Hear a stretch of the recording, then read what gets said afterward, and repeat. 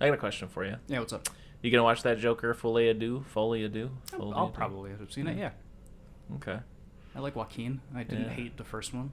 Yeah. Just curious. I liked Joker when I saw it, Mm. and then a couple years later I saw Taxi Driver for the first time, and I was like, oh, Joker's a pile of dog shit. It's just the same movie.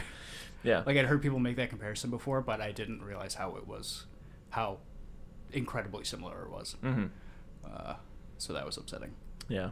But, I mean, Robert De Niro's in Joker, so, like, you can argue that they know that they're doing it. Mm-hmm. And that makes it better, maybe? Yeah. Does that make something better for you?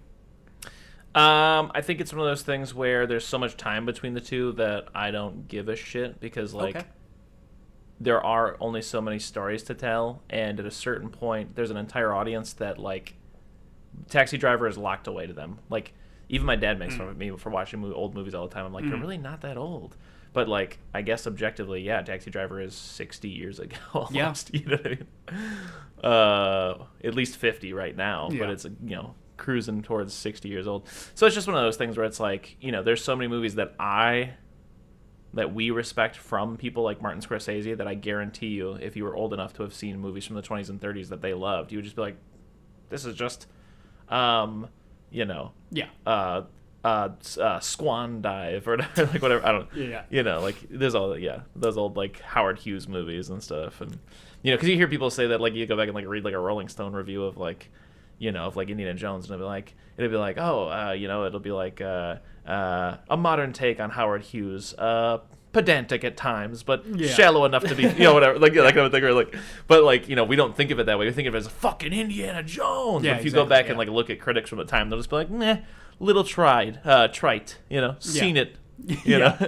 I will say what you want about Joker. Yeah, I think it was okay. I like that. What I think is, really smart about it is if you are going to make a Taxi Driver or a movie like that again, no one's gonna go see that. How do you trick the nation into going to see it? You make them think they're seeing a superhero movie. Yeah, and so that was cool. Yeah. But oh god, I had an example for exactly the same thing, and I can't remember what it was. Oh, you ever watch Mr. Robot? No, but I know you love it. I wouldn't say that. I watched a season of it. You're always talking about Mr. Robot. Am I? I don't know. You brought it up in your film class. I did. No, to be fair, my professor brought it up to shit on it, and I went, actually. Yeah. And then I said some shit that everyone in the class went, oh! And my professor was like, okay. And was like, very upset with me for the rest of the year. Anyway, spoilers for Mr. Robot Season 1, a show that came out 100 years ago on USA. So on USA? Yeah, isn't that insane? Disgusting. Yeah. You know what USA does? Monk. Reruns of SVU. Yeah, exactly. But you find out in the last episode that Mr. Robot, who is played by, what's that guy's name? Rami Malek? Rami Malek is the main character. He's not the other Mr. guy Robot. is Heath Slater or something, or Christian Slater? Christian Slater, yeah. Who's Heath Slater? Nobody. His dad. I don't think anyone's named Heath Slater. It's a cool name, though. It is. I'm going to save it for my Cyberpunk D&D. Heath Slater. Yeah. But you find out at the end that Mr. Robot, Kristen Clever, doesn't exist, and it's a figment. Fight Club. It's a figment of his imagination. Yeah. And I was watching it, and I was like, this is Fight Club. This sucks. Yeah. I'm really upset about this. Yeah. And then I realized that the song that's playing in the background is that piano cover of Where's My Mind by the Pixies. And I was like, okay, I'm fine with it now. Yeah. If they call it out, if they're like, hey, we know that we're doing this, I was like, okay, I'm fine with it. Yeah. Yeah. Not fine enough to watch the second season, but I was like, nah, it's okay. Mm-hmm. I have to say, early... and they're doing the same thing. Like, the plan for the hackers in Mr. Robot is to wipe out everybody's credit scores and, like, shit like that, so to bring everybody down to zero again, exactly like Fight Club. Yeah. So, who knows? Yeah. And I don't want to know what happens after Fight Club, so I didn't watch Season 2 of Mr. Robot, you know? Yeah. I mean, to quote Toby Hooper, bring it all down, you know? I did read Fight Club 2, though. The second book? The comic? Mm-hmm. Good? Don't remember it. Couldn't imagine it was. All I remember is at the end, the main character, narrator, ends up going to see Chuck Palahniuk writing the book. And that's it. That's all I remember of it. Okay. Anyways, we've gotten a little too far away from Sure have, buddy. what I was going to talk about was Batman. So I just kind of have to do this harsh segue. You're not going to say it. I love Batman. Okay. And it's a brave thing to say. Yeah. And I think there's a reason. It just stands out like among all the other ones for me. Because like even as a non-comic book fan, like even Andy Warhol made his own like Batman movies in the 60s that have never been released. Yeah. And stuff like that. Yeah. I mean, like it's just like there's something about it. But specifically for me, it's the overlap with like horror.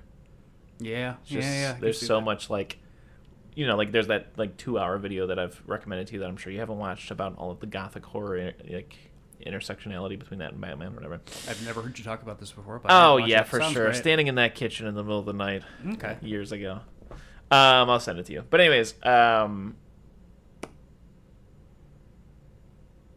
mean, just even a small example is like Arkham Asylum. The name of that comes from like an actual Arkham Asylum that I believe like H.P. Lovecraft wrote about in his books, or whatever. That was like the thing, or whatever. But gosh, you know me say. Oh, that's what I was gonna say. Yeah, in terms of like the horror thing, like that's like I'm going somewhere. Listen to me, I promise you. But that's one of the things where like it makes sense. Like even if they didn't mean to, and I don't think they did. Maybe they did. Maybe I'm not giving enough credit, or maybe I'm giving too much credit. But like, to me, that's why I love the Tim Burton Batman, because it makes sense. You give that movie to Tim Burton. Yeah, you know what I'm saying? Exactly. Yeah. And anyways, I don't know. It's just I know people are always like, really? When I say it, but like I fucking love the Tim Burton Batman. And you know what else I love? Richard Donner's Superman, and you son of a bitch, you switched the movie on us this week. I did. I'm so sorry. You son of a bitch. Do you want to do it next week? Have we ever done 1989 Batman? Do you want to do this two? No, we didn't. Do you want to do this next week? That's the double? Yeah, we do that. Double header? Oh, Chris, I would love to do that. Okay, let's do it. Absolutely. Yeah. We've hesitated to watch Dick Donner's Superman because it's 3 hours. Mm-hmm. I looked it up the other day. It's 2 hours. I don't know where we got that from or why we thought that. Yeah, it's also fantastic. I love it's got this weird like wet night film grain to it. Yeah. It's so dreamy. Yeah, like they definitely like if you watch any movie, not any movie, but most movies, if you notice, most of the streets are wet because it just looks better on camera. Like wet pavement looks better on camera. Yeah, that's why I like a rainy day. In Dick Donner's Superman, they did that to everything. They're like, no, before we start shooting, let's hose down the side of these buildings. Like everything looks wet. And Dick Donner, The Goonies. Yeah. Yeah. I have a list of notes in my phone to talk about on the show. And I have one in there that says sick dinner. And I had no idea what it meant until right now. I just remembered I wanted to bring up that Dick Donner died 2 years ago, maybe. And maybe my phone corrected Dick Donner to sick dinner. Wow. So, brain blast. Wow. That's where we're going to put the theme song. Yeah, for sure. Let's talk about movies now.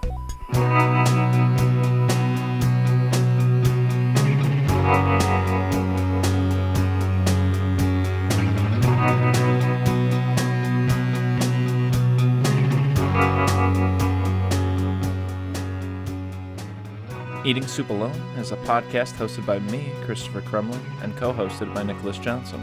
We try our best to ramble incoherently about a handful of movies at least once a week. Do you have a preference for which goes first? Let's do Llewyn Davis first. Okay, let's do Llewyn Davis. I always thought it was Llewyn Davis. Yeah. Yeah, does that do anything for you? Sound like Jack Goodman. Me? Yeah. Just the way I'm talking, or no? Doesn't he say that? Isn't that what he calls him in the movie? I think so. Well, no, he says what does the N stand for? Which is great. That's a great joke. But he like calls him something different later. Like he just keeps saying his name wrong on purpose. Yeah. So there's something in.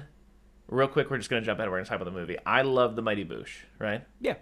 And in it, Howard Moon, the tall northern jazzy freak, there's a point where he's like threatening someone. I think it's him. No, maybe it might be Vince. It might be Vince. One of them threatens someone by being like, "Oh, I'll put my moves on you," or whatever. I think it's Howard. He's like, "Ooh, ah," and he like rubs him a little bit or whatever. And he's like, "What the hell does that do?" And he's like, "Doesn't feel like anything now, but 2 hours from now, You gonna buy a hat? It's not gonna fit you right. Like that kind of a thing, you know? Yeah. And so then later on, when they come back out, he's got this ridiculous hat on, obviously. And so like that's what the John Goodman thing reminds me of. And he's like, I know voodoo, man. He's like, one day you're gonna wake up, you're gonna have a pain in your side. And you're like, huh, what's that about? Oh yeah, that's me working, baby. Yeah. Like, Mighty Boosh is one of those shows that I've never watched. I haven't watched the whole thing, but every time I've been with someone else watching it, it's one of the funniest things I've ever seen, and I don't know why I don't go back to it. Yeah, it's such a weird thing because it's like one hand, it's like 2000s hipster stuff. Yeah. Because Vince specifically went to art school and is that kind of guy outside of it. And a lot of like the art direction of the show is like all his art. So everything is designed by him and like drawn by him and stuff like that. And yeah, so like they were initially like a play thing, then like a radio thing, then a TV thing, and it's a lot of it's like improvised. And a lot of the characters are from like Vince's like imagination. Like these are all characters that show up in his paintings and stuff, and so then they flesh them out in these like comedy skits or whatever. But anyways, all I'm trying to say is that it has like a 2006 twee hipstery thing about it. That if like you're either A into or B can get over, underneath it C is a very fucking funny show. Like I personally like it. Yeah, I love it. Sorry, I'm into like it's very of what's now known as like the like mid to late aughts. It's called like indie sleaze. Yeah, okay. Just like love that. Yeah, just like New York art school. The Strokes. Yep. You know. Just like guys in leather jackets. Yeah, neon tight pants. Yep. Yeah, yeah. You know, that's a great way to put it because some of it I'm into and a lot of it I get over. Yeah. That's a great way to put it. Yeah, I love that. Yeah. But like, I know it's like the most played out joke from the show that everybody knows. But old Greg and the fact that he loves Bailey's is so fucking funny. And it's also so funny because it's like I know like kind of like what would be considered hipsters now, and they like Frangelico is huge in New York right now. Yeah. Or whatever the fuck I think it is. Or whatever the fuck. I think it's Frangelico. I could be wrong. It's something like that. So for it to be Bailey's is so funny because I'm like, oh, well, that's funny. Like, for it to be like a liqueur kind of a thing that's for some reason popular with this guy. But anyways, I know you're always talking about, doing more of a TV show based episode here and there, but that'd be a fun watch through. Yeah. Yeah, I'd do that. Yeah. It's a British show, so there's 11 episodes of it. I could do that. Yeah. Peep Show's another one that I'm always trying to get people to watch, but Peep Show, no one will touch it. It's so funny. Just like the Mighty Boosh for me. I've never sat down to watch it, but every time you've made me watch an episode, I cry. I laugh till I cry. It's so good. Stop actually rubbing your hands together. I think about at least once a month. I know this. Like what got me is just late night. This is so embarrassing. It was so long ago that I was sucked into one of those Facebook video holes that you used to get into before TikTok was a thing. Yeah. And when Vine was no longer a thing, but TikTok didn't exist yet, and neither did Instagram Reels or YouTube Shorts. So clearly we watched a movie. We didn't like Inside Llewyn Davis because we have not talked about it. Yeah. Do you want to talk about Llewyn Davis? I would. Yeah, go for it. You start it off. Kick it off. Chris, what's your history with Inside Llewyn Davis? I thought it was a movie you loved that you watch all the time, much like Mr. Robot. Yeah. I feel like I've seen you watch it a couple times. Yep. Well, that's my history with Inside Llewyn Davis. It's a movie I love and watched a bunch of times, just like Mr. Robot. Yeah. Like I told you, I watched it I was just at a friend's house while nobody was there, waiting for people to get there and just... Like a dream. And I was just flipping through streaming services, and I was like, a Coen Brothers movie about a folk singer starring Oscar Isaac. I don't know how I haven't heard about this before. This is so up my alley. Yeah. And I watched it, and I was like, yeah, that was pretty good. And just, I told you yesterday after we watched it, I think more than any other movie, the more I watch this movie, the more I like it. Yeah. And yeah, you know me. I love movies that are just fine. Mm-hmm. Like this or Kiss Kiss Bang Bang or The Nice Guys. When there's just a good movie, over time, it'll just be part of the fabric of my being. I just love a fine movie. You know? I want to ask this at the top. So, the Oh Brother Where Art Thou, which is another movie I'd like to watch soon for the podcast, is a modern retelling of the Odyssey. Mm-hmm. Is Inside Llewyn Davis trying to do a Ulysses thing? Is that what the cat? Is that? Am I reading too much of that? Could be. I don't know. All I know about Ulysses is that it's a nowhere nothing novel about literally life and everything, and it's impenetrable, and you have to have basically read every book ever written to get any of the allegory. Yeah. But when I say it's a nowhere nothing book, I mean that it's literally about a guy wandering around New York or something, or like the UK, somewhere like London or New York, like a big city. And it is also a retelling of the Odyssey, but you wouldn't understand that unless you understood like every little like illusion and allegory that's going on. It's just a fucking thick tome. It's like a nerd's book. You know, kind of like The Wasteland by T.S. Eliot. There's like literally like classes dedicated to this one poem, you know? Yeah. It's one of those kinds of things where like every line is like, so this is an allegory of not only the Odyssey, but also the Bible, and at the same time Edgar Allan Poe. Like that thing where it's like somehow 7 references in one. Well, when you say that, yeah, I'd say yeah. This is Ulysses, especially since the cat's name is Ulysses. Yeah, it's got to be. Yeah. Okay. Yeah, I would say that my letterbox review for this movie could also be just a summary of the plot of, well, that didn't really go anywhere. Yeah, it didn't really go anywhere at all, no. And nothing in the movie does. And I love that. And because he's not going anywhere. Exactly, because he refuses to change and evolve or whatever. Yeah. And I love that, like every scene, every plot point in the movie doesn't really go anywhere. No. It's never like a hard conclusion. Things just keep going and keep going and keep going. Mm-hmm. And then the fact that the end of the movie is the beginning of the movie is so Except good. Bob Dylan's there this time. Except Bob Dylan's there this time. So things are a-changin'. Things are a-changin', yeah. Times they are a-changin'. Did you like this movie? Not particularly, but I didn't hate it. Okay. Yeah. I agree with everything you're saying, and it's pretty entertaining at times. But it is so like going nowhere. Yeah.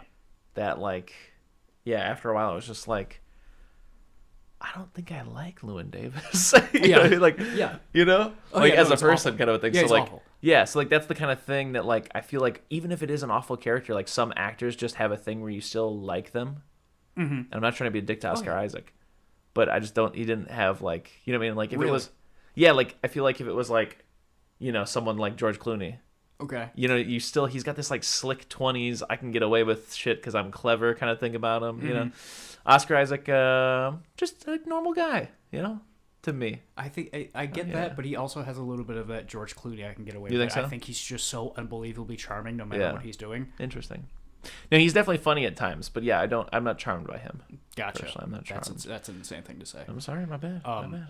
Oscar Isaac doesn't charm me. I'm sorry. I am charmed by men frequently. Yeah, not him. That's strange. I'm sorry. But no, I do think I find him funny at times, and I find the situations easy. Like I said, I do find the movie entertaining. It's just yeah, like I said, after a while, I realized, like, oh, this is probably not going to go anywhere, and that's fine, but do I like Llewyn enough to go nowhere with him? And I think almost, but yeah, I don't know. Maybe it's a rewatch thing. I mean, you were okay with that the first time you saw it. Exactly, yeah. I think it's, when you watch the movie from the beginning, knowing that it's not going to go anywhere, it's so much better. And yeah, just like... Because even like there's times where I'm like, damn, what's up with that? Like they tease out this whole thing where like he finds out that a girl he paid for an abortion didn't get the abortion, right? Yeah, and she moved to Akron, Ohio. Yeah, and then later on when he's on he like looks at the Akron thing for a long time, and I was like, is he about to do that meme? Is he about to do the? But he doesn't. Yeah, he doesn't. Yeah, you know? It's like it's so many things are happening at once to and with him. And every time he tries to fix something without taking responsibility for it, kind of, he ends up shooting himself in the foot. Like, I like it in this regard. It's novel-esque. Yeah. Nothing really happens in a book most of the time. Yeah. It's like that. Like, I love that the girl from Drive, he knocks her up. Yeah. She's Justin Timberlake's girlfriend. Didn't recognize her with the black hair. Yeah. Yeah. Justin Timberlake and Llewyn. This is a nitpicky thing. Beard's too clean, I feel like. Way too clean beards. They make me uncomfortable how clean they are. For sure. Let them be a little not so lined up. But I love that he knocks her up, and then later is talking to Justin Timberlake and tells him, hey, I need to borrow money. You can't tell your wife, though, because I don't want her to know. And it's like, oh, fuck, he's trying to get him to pay for this abortion. That's insane. Yeah, bad man. Exactly. And then he goes and does the Please Mr. Kennedy song, which constantly stuck in my head. Every time someone says Davis, that gets stuck in my head. Yeah. Adam Driver, great. Oh, so good. Just going, Beau, and stuff like that. I love that. I love that he's in 9 minutes of this movie. Al Cody. And so he goes. That's another gag I loved when he pushes the crate of his unsold records into his into his crate of. So he goes and does that to make money, and he's like, "Can I get this money right now?" And they're like, "Yeah, you'd have to give up the royalties, though." And he's like, "That's fine. I don't care. The song's going to go nowhere. Give me the royalties right now so I can pay for this." Which I'm sure fucks him later, right? Because someone mentions like, "Oh, the royalties got to pay." Don't get ahead of me. You're getting ahead of me. Okay. Oh, yeah, okay. And then he goes to get the abortion. The abortion doctor is like, "Oh, no, this one's pro bono. You don't have to pay for this abortion because the other one didn't happen." And he's like, "Oh, fuck." So he didn't even need the money right now. Didn't even need the money because he didn't know he had free abortion. He had a punch card for abortions where he has a free one. And so then when he sees those people like, "Oh, that song's great. You're probably going to make a lot of money off of royalties." It's like, yeah, I sure will. It's a good example of how it's almost usually, I know it's just that he's not like paying enough attention or thinking or however you want to put it, but most of the time it's him shooting himself in his foot. Yeah. Like he tells his sister to throw out all of his sentimental shit because he can't take it around with him. He's homeless. But he's also lying to her and telling her that he's doing fine in showbiz when he could have easily just been like, "Hey, I'm not doing so great. Just keep this at the house if you could." Yeah, exactly. Yeah. But instead he's doing this like weird thing where he's like, "Nah. In show business, we don't care about sentimental stuff. Toss that, And then later on, he realizes, oh shit, my little pilot's license was in there. Now I need to pay $80 to get that back or whatever. And I love it whenever he's like doing that to people, like, "Oh no, things are going great, all of this and that." Everybody knows, like nobody like lets on to him that they know, but you get the vibe from the way everybody speaks to him is like, "We know you're a homeless man who carries around a guitar. We know that's all you are, man." And it's like, it's heartbreaking, but I think, for me personally, I think Oscar Isaac is a charming enough man where I'm not like bummed out by this movie. Yeah. I'm a little bummed out. It sucks because it's like, it's that complicated thing where like, I feel bad for him because someone very close to him obviously killed themselves and he's not over this. Yeah. That's rough. And so when it comes to like depression, that maybe is like, I'm talking about it outside of like the clinical situation, like when it's something where you're just in that huge lull because something awful happened and like you're just in a funk, right? Like I said, I can't speak to clinical depression, but it is one of those things where like a lot of the times you behave like Llewyn. You're not really thinking things through. You're just kind of going, trying to get by, or whatever, and you're honestly actively like enabling your situation not getting any better. Yeah. And he's doing that throughout the whole movie. He's like stuck in this, right? He's stuck in this rut, right? This loop, this endless cycle of just like getting by, And people even call him out for that, Yeah. And by the end of it, he even decides to be like, you know what, maybe people are right. I should probably go get some money and stuff like that and sort some stuff out. But I was going somewhere. The other thing that sucks is he also has that like shitty, I will not name names of friends, but that thing where like he's like, also I'm in my Bob Dylan phase, like you fucking square with your fucking job and you like fucking careerist. Yeah, all I need is a couch, baby, because I make music. And the person he's saying that to is the person whose couch he's sleeping on. Yeah, and it's just one of those things where it's like, you dick, like just because you can write a song, you think everybody else is a soulless piece of shit. Like, oh yeah, you're really living life, like kind of thing. Yeah, like, it's exactly, and it's just him. It's just him. Yeah. Like I get it, to himself that he's not doing well and this is going to go nowhere by just being like, but I'm an artist though. Yeah. And like I even love like when he makes his way to Chicago and he's talking to that one guy, and that guy's like, "Well, I don't see a lot of money in you, but I'm putting together a group, and you'd be perfect in that." And he goes, his pride's too big. Yeah, he's like, "No, I'm not going to do that." And it's like, he wants the spotlight too bad. Yeah. Or like maybe he wants the spotlight, or maybe he doesn't want to do something with someone else because Mike died. You know? It's rough. And do you have something? I was going to switch to another part of the movie. I love every time he's having the argument with the woman from Drive. Every time she's just like railing him about it. I just love every time he gets a little jab and like, have you heard the expression "it takes two to tango" or whatever? Yeah, it's great. I love it. Yeah, no, she got me quite a bit with the. You should wear 2 condoms. In fact, you should wear 2 condoms and then cover that in electrical tape. And then at that point, also just put a whole condom over all of you because you shouldn't interact with any other living being. Yes, just walk around like that from day to day with those 2 condoms on. It's great. Yeah, very funny. But again, to be fair, like she does keep coming at him about how like you sleep with other people's wives, and it's like, bro, you slept with him. Like, it's not something he did to you. Yeah. And then Yeah, John Goodman shows up for a couple minutes in this movie, and it's great. Heroin overdose. Yeah. Like I already told you, my favorite thing is the whole voodoo thing where he's like, what's his name? I don't remember. I'm just going to say Tex Ritter for now. Sure. I know his driver's name is Johnny Five. Yeah. I know. I saw you wrote it down in your notepad. Yeah, it's right here. Yeah.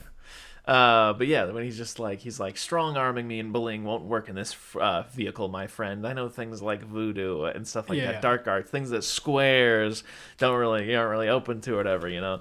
So, you know, whatever, it's all good. You go home, and then guess what? Back here, you know, you wake up, and suddenly things just aren't going the old Llewyn Davis's way, huh? And guess what? Tex Ritter's sitting back, and he's just laughing. The whole thing's so funny. It's so good. I do love at the beginning when he's singing that song. It's great. It's really good. I think it's a great song. I think Oscar Isaac performs it really well. And I love it's like they say Pixar does this with all their movies. They start every movie showing you their main character doing the thing that they do best. And that's what this feels like. It's him singing a song really well that like really gets you.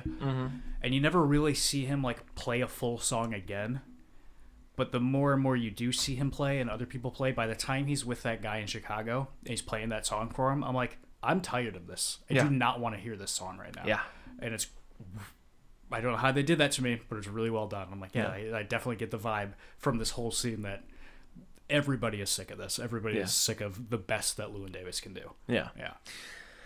Yeah, and that's I guess my closing statement bit. I mean, we can talk more, but the last thing that I had on my list was just that, like, God, I fucking hate folk, but love it at the same time. Like, there's some good shit, but like as a whole, like, yeah, you know what I'm saying? Like, this movie really did, like, with everybody just being like, even Oscar Isaac at one point being like, I fucking hate folk music. Yeah.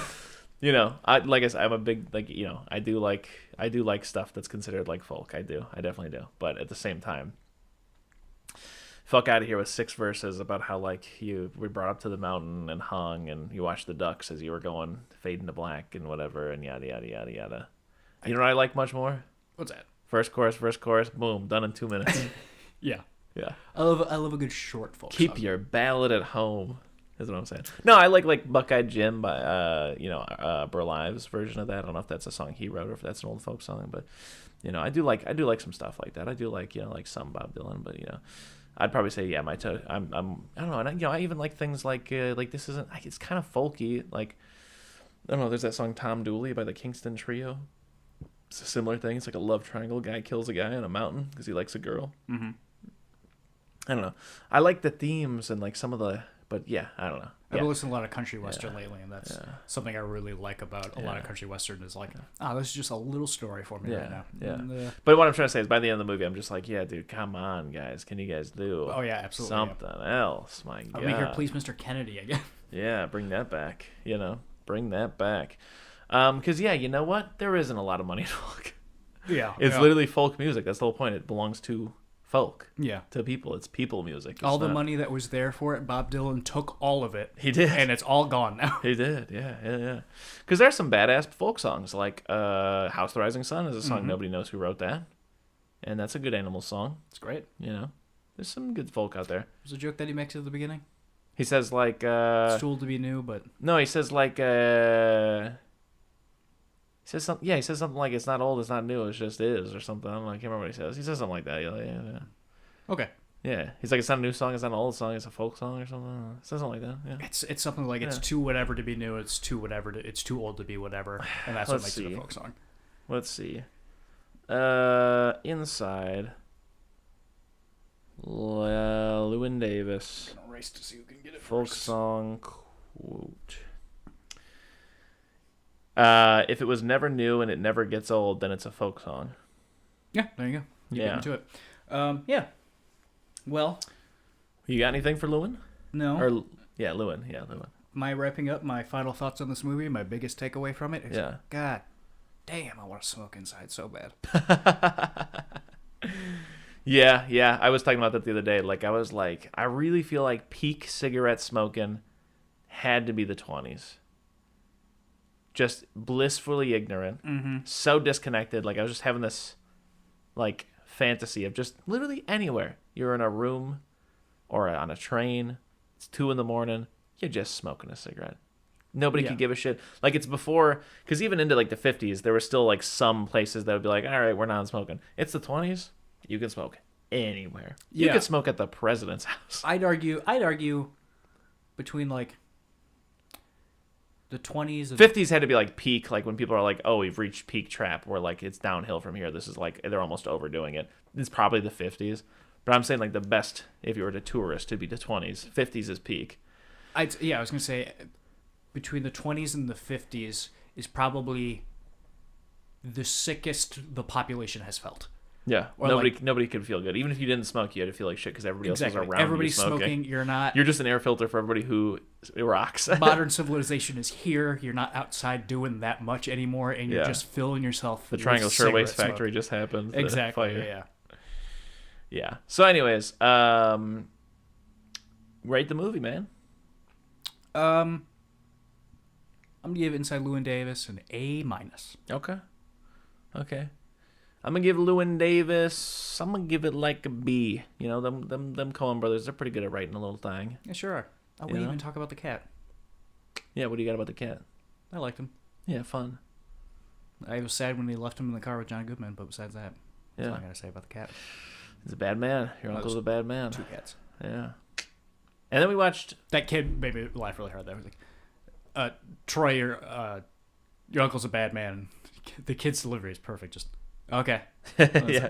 And then we watched Beau is Afraid. We sure did. Yeah. Got no letter from Beau is Afraid, but in lieu of that, Llewyn Davis of that, I've got a new rule, Chris. Okay. For the podcast. Yes. If one of us picks a movie that is currently in theaters... Yeah. And it is playing in 4 theaters in the state. Yeah. Once a day, if you're lucky, we have to go together because you have effectively given me a chore.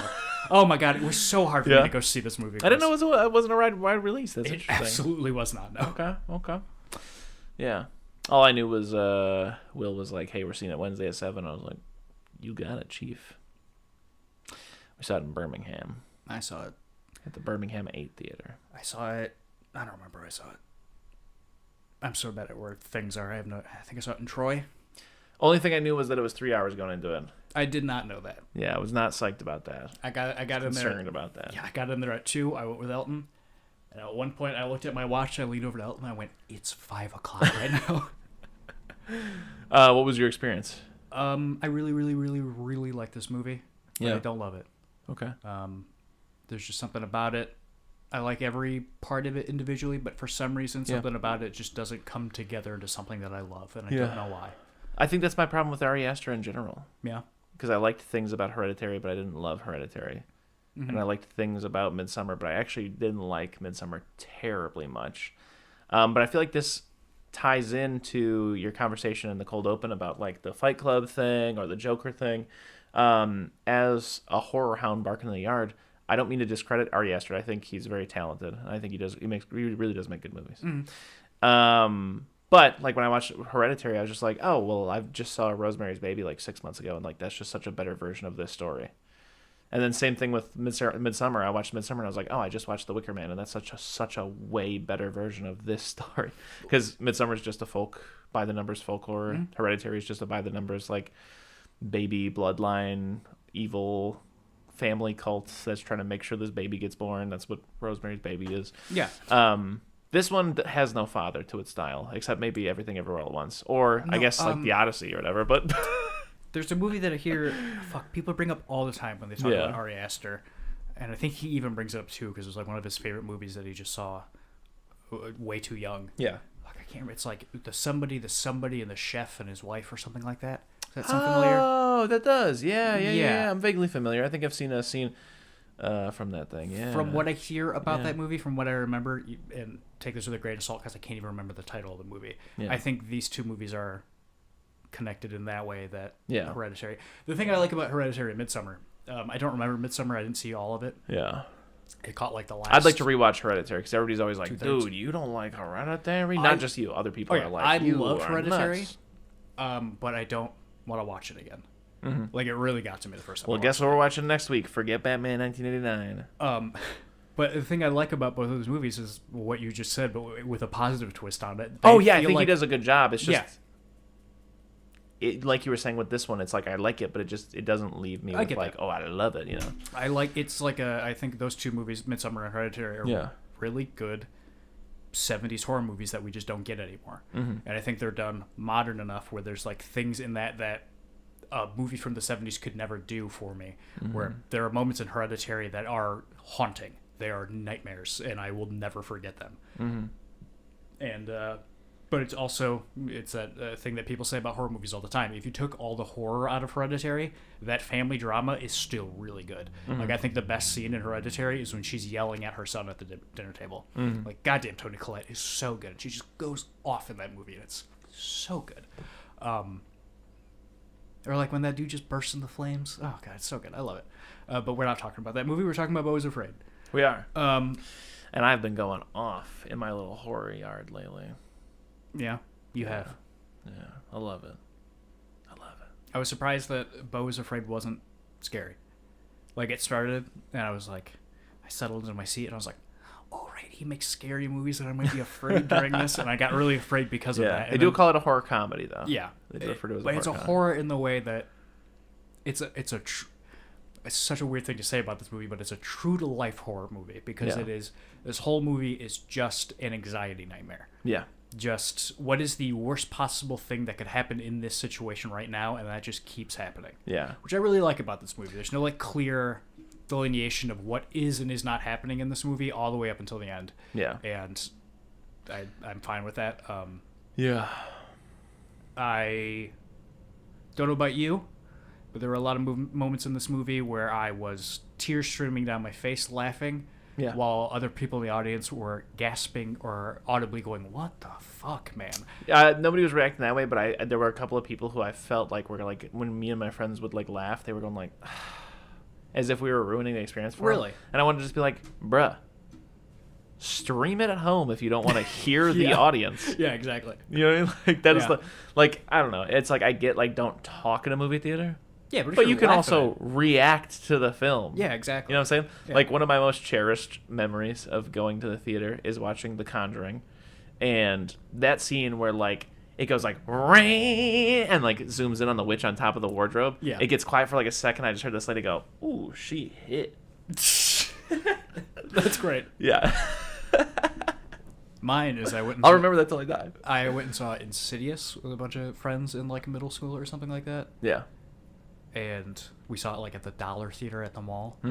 And I was at the time hated horror movies, did not want to see them, and I was terrified to be doing this, but I was like with a huge group of people, so I couldn't be the one guy like, actually I'm too scared, so I'm gonna go home. And we're in the movie theater. We have this entire row. It's just all of us, and I'm sitting at the end with my best friend at the time, and like stuff's going on, and someone's like walking around. It's like the first scare of the movie. Yeah. And like noises being made, like someone's investigating a sound, and it's pretty loud. And I feel inside my body a big ol' fart. And I'm sitting close enough to my friend that I'm like, if I do this, I know he'll feel it, and he'll laugh really hard. And so I'm going for it, and I'm going for it. I'm trying to get it out. And it's the moment of quiet before a jump scare happens. Yeah. I just rip the world's loudest fart. And everybody in this movie theater starts laughing harder than I've heard a room full of people laugh in my entire life. And everybody misses the first scare of the movie. And I'm horribly embarrassed because everybody knew it was me. Yeah. And I wanted to die. And nothing in that movie was as scary as that moment in my life. That reminds me of my one experience of like just being mobbed up in middle school at the movie theater. Went and saw Paranormal Activity. It was an awful, awful experience because I was just like, I don't even want to get into it, but like I was like in middle school and into the beginning of high school, like mainly like 8th, 9th grade, like I was like an extrovert, like center of attention, like, and like some people liked it, a lot of people found it very annoying, and like, I don't know, there's just this lady who was like not having me this night. We're just like mobbing around, right? And she's like not having it, and I just keep going like, what do you got, sand in your vagina? Because I'm in the 8th grade, and I think that's funny. And eventually someone pulls me aside, and they're like, yo, it's her birthday. We're all going to keep hanging out. You have to call your parents to get you because she doesn't want you to be here. That's tough. So we're going to go hang out in this Barnes & Noble until your parents pick you up. That's rough. Yeah. So anyways, but I was just thinking anxiety. like... Well, I have anxiety hearing that. I was just thinking like, damn, I'd love to like watch Paranormal Activity for the podcast to like, you know, have some little nostalgia fun or whatever. But then I was like, damn, there's like 6 of those. Gonna have to wait till Halloween because we're gonna run out of horror series eventually. Sure. Remember when we watched all of those in a row? Friday the 13th? No, Halloween. Oh yeah, Paranormal Paranormal Activity. Yeah. Like in one night. Yeah. Because every one of those ends on a cliffhanger. And they're all like an hour and 20 minutes. They're like, fuck it, I'll load up the next one. And each one is half as good as the last. Yeah. So when you get to like 9 or whatever, it's just miserable. Yeah. And the first one's not bad. It's just like half as good as the Blair Witch Project, I feel like. Oh yeah, for sure. You know what I mean? But Beau was afraid. Yes. The first moment I realized it was funny, because I didn't know, no one had told me it was a horror comedy, is when you see you're outside of his apartment in front of that soup truck, and the guy covered in the tattoos gets the soup and he goes, "It's hot," and throws it on the ground. And he just looks off in the distance, and you see just Beau running, just sprinting at full speed, and he sprints past that guy into his apartment because he knows he's going to get mugged because it happens to him every day. Mm-hmm. I was like, oh, that might have been one of the funniest things I've ever seen. Yeah. And then the humor in this whole movie feels very, I don't mean this as a bad way. I know it sounds like a dig because it's so like memey to say this, but it's just a genuine description. I feel like the humor is very Rick and Morty in this. Oh yeah? These seem like Rick and Morty jokes almost. Yeah. Just like the naked guy who stabs and stuff. Like it just seems like something where like just things like that. Like just that sense. I'm not saying like, oh, it's like this intergalactic thing where it just boils down to like, have a beer. I don't mean that. Like I'm saying like it like the actual genuine jokes that are in Rick and Morty. I feel like it has a very similar like sense of humor to like a genuine. You know what I mean? I'm not using it in like the colloquial way where like to like imply that it's like intergalactic or like you gotta really think about it. I mean like it's genuinely just like it's got that same kind of like sardonic like dark modern ridiculous kind of thing about it. Okay, you know? Yeah, I get that for sure. Yeah, you're right. Like that seems like a Dan Harmon joke to me to be like, yeah, and he's already booking it because he gets mugged every day. Yeah, you're right. You're absolutely right. Yeah, there also is a giant penis monster in the attic at the end of this movie. Yeah. So I guess that's the best way I can put it. Maybe it has a very Dan Harmon sense of humor rather than saying Rick and Morty. You know. But I think you and I both agreed. Hardest I laughed in this movie is when he's on the phone with the UPS guy. Oh yeah. So fucking funny. Yes. Him being like, maybe you got the wrong number. My mom can't be dead. He's like, oh, maybe you have the wrong number. I'll be the guy. You'll be the guy? Yeah, you do the phone ringing, and then you be the guy then. All right. Bring. The problem is I don't know who the guy is, Chris. There's 2 guys. Bill Hader. Okay, the UPS guy. Sorry. Yeah. Bring. Hello. I'm sorry. It's faster than that. We fucked it up. But anyways, yeah, it's just like a literally like light as soon as the phone literally answers. He's just like, I'm sorry. So yeah, died. Yes. Just dead. Yeah. So funny. And like, so funny. Because the setup is so long, and him being like, oh, my mom can't be dead, and him being like, well, maybe you dialed it wrong. What did you dial? It's saved in my phone. It's saved in your phone? Well, maybe you still dialed it wrong. And like Beau knowing like that can't be it, and being like, okay, I guess I'll try, and hanging up and calling, and then just immediately going, I'm so sorry. Yeah.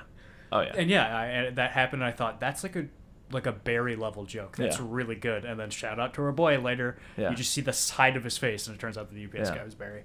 Bill Hader. Love it. It made me so happy. Yeah, I like that. It's such a long movie, and like every 30 minutes, it's a totally different movie. Almost it feels like.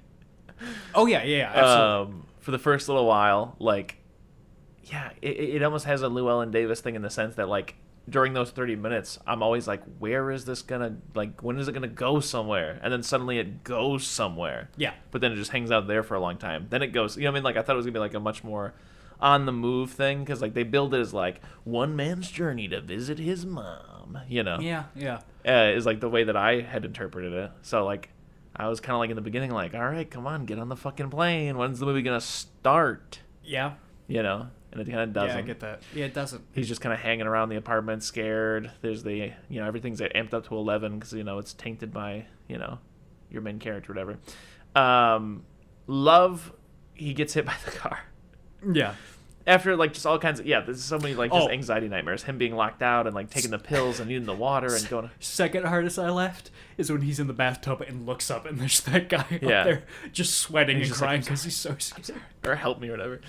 But yeah, when he's in the thing and the guy's still at the window going like, help me, please help me, whatever, like, you know, the beggar. But anyways, yeah, he gets hit by the car, and I love when he wakes up in that house, and she's like, yeah, well, you went through a lot of trauma. He's like, trauma? Yeah, he was like, because of the car accident. She's like, and also you got stabbed a bunch. And then there's just the flashback to him getting stabbed by the naked guy in the hand, and also like, But even before that, like, yeah, there's the whole thing with the cop. Like, that's another little anxiety. There's a lot of anxiety going on. So then we get into the section where he's staying with this family that, like, their Marine son died or whatever, and it's just weird. And, like, he's, like, a replacement son. And the dad, like... Is he, like, Snowball from, like, Stuart Little? Is that who this actor is? Nathan Llweyn? Yeah. I don't know. I can't remember. I haven't seen Stuart Little since Stuart Little came out. But anyways, yeah, he just keeps going like, hang in there, sport. I'll be right back. Like, he's such a funny... Oh, you're not healed up yet, homie? We'll get you there tomorrow. Yeah, so good. And then the daughter with her weird stuff and, like, getting him high and, like, just screaming at it. And she's like, you know, she calls him the F slur. And she's like, drink this paint with me, F slur. And, like... Yeah, crazy. This whole thing crazy. And there's that guy living in the shed out. He's, like a shell-shocked veteran. Yeah. You know, the whole thing is and just the nuts. Mom leaving him the note that says "Stop incriminating yourself," and him being like, "What does this mean? What does this mean?" And she runs out of the house. Yeah. And then later, him showing him the channel that connects to the security camera, and him fast forwarding through that and seeing to the end of the movie. Don't get that part, but connecting these things real quick. Don't let me forget about the daughter eating paint because I want to get back to that. I noticed right at the beginning of the movie when he's talking to his therapist. Yeah. There's a camera on his desk with a blinking light on it. Okay. So as soon as that happened, I was like, okay, somebody's going to be watching him through this whole movie, and it's probably going to be his mom. Yeah. And, like, the logo for his mom's company is one of the production company logos at the beginning of this movie. Okay. I was like, okay, so that's weird. And I didn't really, I'm not a smart boy, so I didn't put it together. I didn't put any of those pieces together by the time the quote-unquote reveal happens in this movie. But,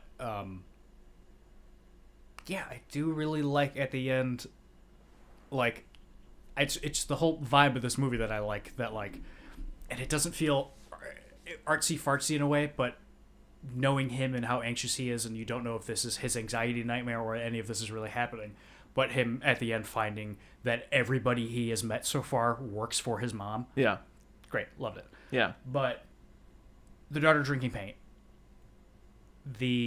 When the mom comes in and he's holding her and she's dead and he's clearly holding like a big rubber dummy of the daughter is so effective to me for some reason. And I feel this way with Midsommar as well, from what I remember. If somebody dies in a movie and they replace it with a rubber version of them, that gets me so much. Yeah. Like, it just... because it drives home that it's not a person anymore. Exactly. It's matter. It's just like when someone dies and they become an object. Like, I know that this is a rubber dummy, but it looks so much like this person, and that's the only way I feel like on camera you can really capture the weight of this person is gone. Dead. Yeah, life force is horrific. Gone. Yeah. Oh, just horrific. Like, I hate that scene. That's like, I'd like to watch this movie again. I will for sure fast forward through that part. Yeah. Like, just, and the mom coming in, just be like, what did you do? You know, yeah. And that's all of Hereditary, which is why I don't really want to watch Hereditary again. Hereditary is so tough to even Interesting. think about. I didn't even notice that parallel shows up in 2 of his movies now. Yeah. I wonder what stood out. Like, wonder where that comes from. Is like, because like artists have that thing. Like, not always to that degree. Sometimes it's smaller things, but like, you know, like David Lynch with like that weird memory he has of like a naked woman walking out of the forest or whatever. And so like you get that in Blue Velvet, and you get that she's clothed because it's a TV show, but you get it with like Renette Pulowski when she's coming down the train tracks. Like, you just get that imagery over and over again. Yep. So interesting. Yeah. Very interesting. But anyways, happened in Midsommar? I don't remember. I don't know. But then you move into forest. Yeah, he's running into the forest. Big guy's after him. Yeah, and he like there's that like pregnant lady, and he gives that mom statue to her, and they're like putting on plays. Then he has that like 15-minute delusion where like this woman is just narrating like, and then you'll have 3 beautiful sons, and then an ocean will separate you guys. You'll spend the rest of your life looking for them. Yeah, you won't find them. Like, yeah, it's great. Yeah. I heard someone say that's a great short film, but it doesn't really work well because it's a short film inside of this other film. Yeah. And I disagree. would disagree. Yes, because it's like we were just saying that this movie becomes a different movie every 30 minutes, and that's one of the movies that's inside of this movie. Yeah. And I love it. I thought it was great. Yeah, it's one of the stronger parts, I think. Yeah, I think especially because it literally is like a little like fantasy heaven. Like he like literally is daydreaming. Yeah, that's great. I like that it isn't like. Yeah, I liked that we came back to reality. That was just somewhere he was going for a second. This was another point where me and my friends laughed pretty hard in the movie theater. My friend leaned over and he was like, "Never ask a man what he's thinking." Which took him like 10 minutes of him snickering at his own joke to like finally get to me. That's so funny. Yeah. Those are the best jokes when somebody's own joke. Yeah. They can't even get it out. Yeah. And the joke is never that funny. Yeah. It's never as funny as the idea of them laughing at their own joke that hard. Yeah, I love it. Yeah, there were so many moments where like we were like just laughing for like 7 minutes straight after it happened. But anyway, so now that whole thing is resolved because like big man falls on his machine gun and shoots himself through the chest a bunch. His dad or someone who knows his dad shows up. Yeah. Like, there's that picture that he sees in his apartment at the beginning of the movie of his dad, but his face is all blurry. Yeah. And I did put that together. I leaned over to Elton because that guy keeps showing up in the background. I was like, that's his dad. That's going to be his dad. Mm-hmm. Then he shows up. He's like, are you my dad? Turns out he's not. His dad's a big penis monster. Yeah. But he blows up. We'll get there. Guy shoots himself with his gun, and he runs until... Until what? I don't remember. I don't know how he gets from here to his mom's house. Yeah. I'm trying to remember. He...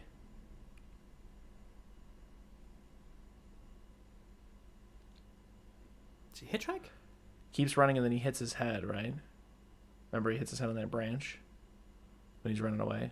He's unconscious for a while? Or is that before? That's where the lady finds him. That's where the pregnant lady finds him, right? No, because he finds the pregnant lady and goes, excuse me, I'm lost. And I'm like, bad move. You can't do that to someone in the forest. Yeah. So then he gets up and... Yeah, I don't know. I don't know how he gets there. Either. But I know he shows up and he's missed the funeral. There is a joke on the back of one of the vans that is like a Bob's Burger level pun for a funeral catering company. And I can't remember what it is, but it made Elton laugh very hard. That was the weirdest part of this entire movie, was watching it with Elton, because Elton was laughing through the entire thing at things that arguably were not funny. And I was like, what the fuck are you snickering about? Like, I said it to him after we left, and he was like, I don't know. And I was like, it was confused me more than anything in this movie. It's an just enigma. An enigma of a man, Elton DeFrance is. Uh-huh. Love him to death. Yeah. Yeah, this is... I keep forgetting to say these things. First thing I'm going to say, Art House Buster and Lucille. Yeah. Yeah. And then the second thing is, this seems like, not your sister's, Everything Ever All at Once. Yeah. That's how you described it to me. Yeah. The first time you saw it was like a white man's Everything Everywhere All at Once, but it's anxiety. Yeah. We keep forgetting. We totally skip past his flashbacks to being on the cruise ship as a boy. Yeah. His sexual awakening. Yeah. This little lady he likes. Yeah, and she's like, I'll love you, I'll never leave you. And then his mom also telling him, well, your dad died because he nutted and his heart exploded. And if that was another part where I snickered, because she's like late night, like trying to affectionately, like cutely tell her the story of like, your dad died while he was inside of me. Yeah. Just crazy. And so she tells him, if you ever nut, you will die. Yeah.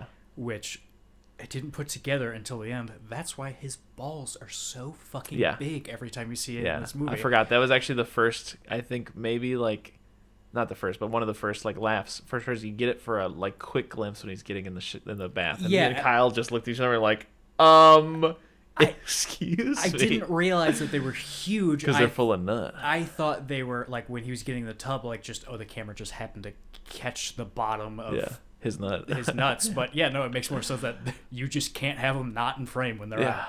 Yeah. And that was so funny. Makes me shiver. And well, that's what just fucking buried me. That's what put me in a coffin, is when she's fucking him and then he comes and she comes and they're done. She's like, oh my god, you blasted right through that bag or whatever. You blew right through that bag or whatever. Oh, so funny. So funny. Oh god, yeah, it is. It's good. And then she dies from the sex. Shout out to Parker Posey. I feel like I haven't seen her in a movie since Scream 3. Is it because he comes so hard? Is that why she dies, or did the mom kill her? I don't know. He comes so hard. I think my read on it is what happened to his dad happened to her. Was that her first nut? No, but she nutted, so she had a heart attack during it.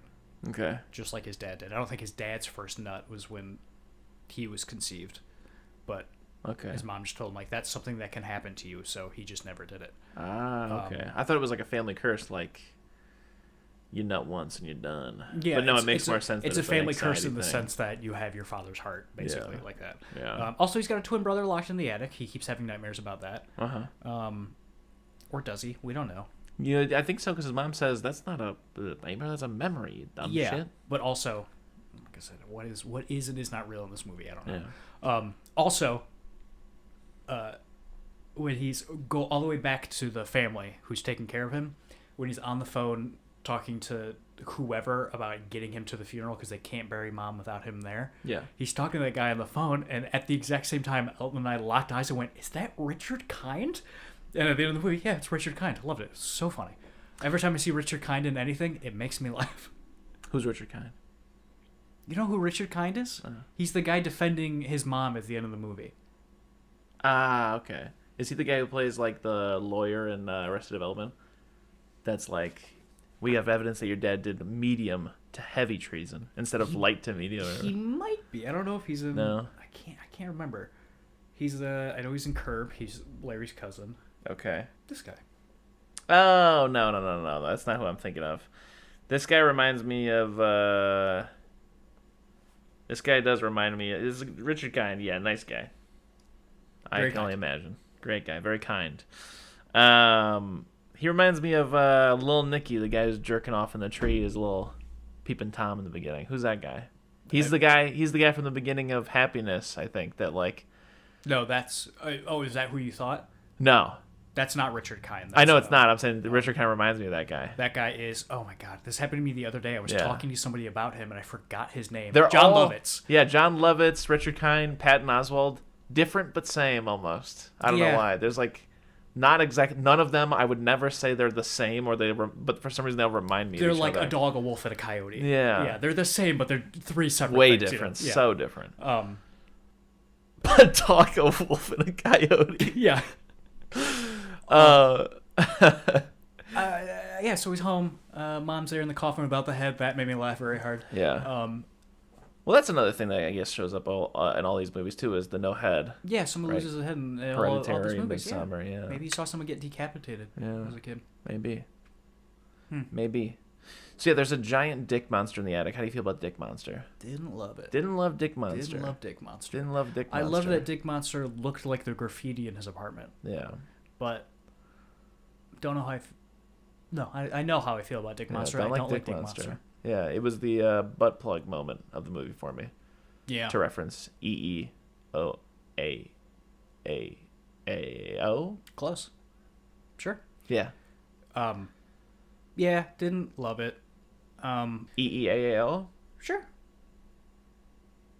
Mouthful. He strangles his mom at one point. Yes. And you're like, get her. And then you're like, nah, get her. Yeah. That's something I don't know why. I've seen like 6 times in the past like 2 weeks in movies and stuff where someone just gets so angry out of nowhere that they just start choking someone out of pure blind rage. Yeah. Happens in the new season of Barry. I won't tell you where. I'm assuming. I know where. Where? I'm assuming it's probably Sally and her mom. No. Okay. Did you finish the first episode? Yeah. Yeah? Yeah. No. Gotta say, so far, not bad. But I was standing in the kitchen thinking, I don't know, how do you feel about that first episode? I liked it, but I think they aired 1 and 2 together. Ah, okay. Because I heard Bill Hader say this, like, those are meant to be watched together. Okay, yeah. So I gotta watch the second one because, I was just kind of like, it wasn't much. Yeah, I have. Yeah, I feel that way about every episode after I watch it this season because this is the first time I've watched Barry week to week. Yeah. Every time an episode ends, especially because they're 30 minutes long, I'm like, oh, okay. And then, like, as the days go on and I think about it, I'm like, oh, no, that was actually really good. Yeah. I just love all the, like, how do you make Barry being in a prison visually interesting? And so I like all the visions and stuff he's having. Like, did you get to the part where he has the flashback of meeting Fuchs for the first time? That already happens, but I haven't gotten to that point in this season. That happens earlier in the show when they're staying in the desert. Yes, that happens, Yeah. but this is a different one. Okay. This was like a flashback. It might happen in episode 2. Okay. But it happens in one of those things where Barry sees the desert. Save it for the second TV blowout. Okay. Thank you. So, anyways, yeah, that's kind of, you know, what does it end on? I remember the choking thing, and then what? Oh yeah, the whole trial thing. And he gets into the boat and he's on trial, and yeah. I like the little guy trying to defend him who doesn't have a microphone. That made me laugh. Pretty funny. That's another moment that feels very Rick and Morty to me. Very Rick and Morty. Ricky and Morty. Yeah, and then his mom is just awful, and it's just his mom. This entire movie is the most anxiety-inducing thing on the planet, and I think that's on purpose. But God, it's just you so want to well choke done. her. And yeah, the actress does such a good job, and just emotional gaslighting an abusive mother or father or a parental figure can be. This is just it to a T, and it's pitch perfect the entire time, and it makes me so stressed. Yeah, this movie's almost like if Llewyn was 2 people, because in a sense, by the end of it, like he's on trial, and again, it's like a Llewyn thing where it's like, I mean, a lot of these problems are kind of just because he's like so like meek and like I'm sorry. Yeah. Like if he just did something at any point, a lot of this wouldn't happen. But then you meet the mom, and then you're kind of like, damn, it's kind of her fault. But then again, it is, I don't know. And that doesn't excuse him necessarily; it just explains. So I don't know. It's tricky. It's tough. And I like Buster and Lucille. She's the only person that he does stand up to or say anything back to. Yeah. But she always has something immediately to get back at him with. Yeah. Like she immediately can turn it on him. And it's like, oh, that makes sense why he doesn't do it with anybody else, because he's like, well, if the stranger turns on me, that's worse than my mom turning it on me. Which I have a very similar thing. I feel like that's just a parent thing to like always have something to come back with, you know? Yeah.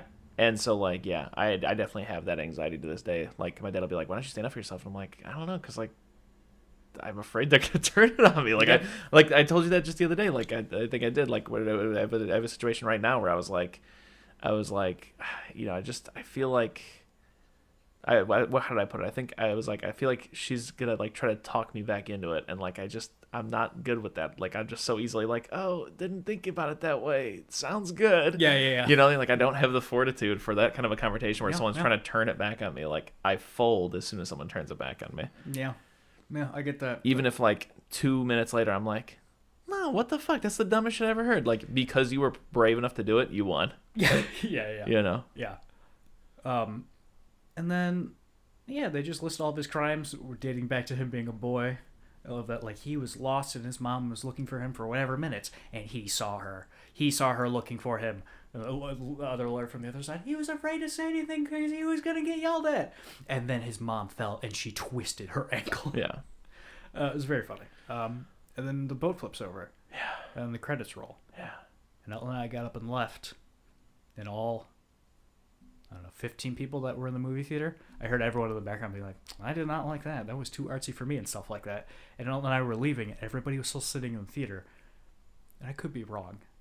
But I looked at Ellen and I was like, hey, everybody, this movie's over. You can leave. Like, something could have happened after the credits. Did you see? Did something happen? No, I leave as soon as they start rolling. I was like, guys, this isn't a Marvel movie. Yeah. There's not gonna I don't think anything's gonna happen. Yeah. I'm gonna feel like such an ass if something does happen after the credits. But I think just because the credits play over that shot. Yeah. But I think they play over that shot because everyone in that stadium starts filing out. Yeah. And I leaned over to Ellen and I was like, you see all those people leaving? That's us. Let's get out of here. Yeah. How do you feel about the credits? Should you hang out of reverence or get the fuck out of there? Get the fuck out of there. Yeah. I don't. Because I feel like, whatever, bro. You got it on your resume. I don't got to look at that shit. You know what I'm saying? Like, you got what you needed. I got what I needed. I needed entertainment. You needed something on your LinkedIn. I'm not watching it, though. That's how I feel. I get the do it. I'm not saying get them out of there. Oh, you have leave the credits. Have them. I'm not watching them. Absolutely.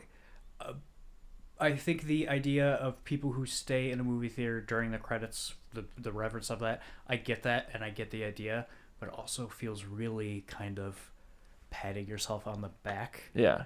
Because you're not taking any of that in. You're not taking any of that in. You are not going... You're not a single thing. You're not going, oh, Lucy Tran did all the stop motion in this movie? Okay, cool. Again, she got what she needed. She needed that credit on her resume. Yeah, and good for her. It just feels like somebody who doing that, it just kind of feels like, what's the word? Virtue signaling? Is that what that is? Yeah, it's just one of those things where it's like, get the fuck over yourself. Come on, let's get out of here and go get ice cream. I was really trying not to say that, but yeah, I think if you do that, fuck off right into the ground. I think dude. It's really kind of pretentious, and you're not really doing anything. No, it doesn't benefit them. It doesn't. It's not like anybody. It's not like a Spotify stream where like because you stuck around, they got like $13 extra or something. Yeah, you are wasting your time, and you are making your friends who did leave feel bad for no reason. Also, because these people in the credits, they don't know that you stayed. No. Nobody in God's green earth is going to know. You know who's going to know that you stay in that movie theater? The guy who's got to sweep the movie theater. The guy that has to sweep the movie theater and has to wait for you to fucking leave. So, yeah. You know what? I'm fully... I was trying to be diplomatic at first, but now that I've thought about it, if you stay during all of the credits in a movie, you are a bad person. You are making that guy who has to sweep the movie theater wait longer to do his job. The only excuse is I thought there was going to be more scene. Exactly. If you're watching a Marvel or whatever, the sweeping guy can be mad at Marvel. Yeah. I don't think I've ever stayed all the way through the credits, even like at the height of me like being in high school or college and really into Marvel movies. I don't think I've ever stayed in the movie theaters for all the credits. I always leave and then I go on my phone and go, what happened after the credits during this movie? And I read about it and went, cool, I'll watch it on YouTube in 4 months. So Beau is afraid. Beautiful is afraid. Gets a big beautiful B+. Beau is afraid gets a B- for me. Okay. I'd like to watch it again. Yeah. I think I might like it better on watch 2. What did I give Llewyn? A B? B and B+. BB, baby. There you go. All right. That's that. Mattress Man?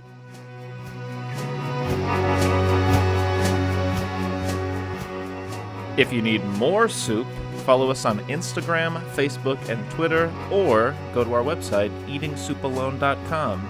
And until next time,